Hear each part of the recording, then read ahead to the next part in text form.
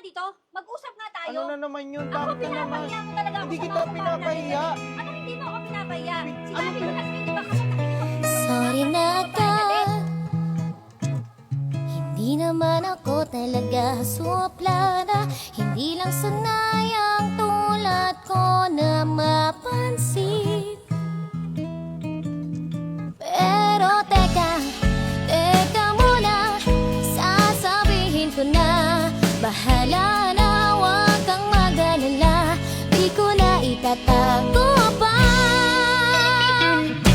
Lulundag-lundag ang pangalan mo sa isip ko. Lulundag-lundag naman ang puso ko sa sinabi mo. Sorry na medyo nabigla lang nang tanungin mo ako nang biglaan. Kung pwede bang tayo na lang? Hindi ka nakikipag-coordinate sa akin. Sinabi ko na sa'yo na kapag nandun tayo sa may bar, dapat nagtetulog ka ng Kahit babae. magulit, okay lang hindi ako masungit. Subukan mo lang at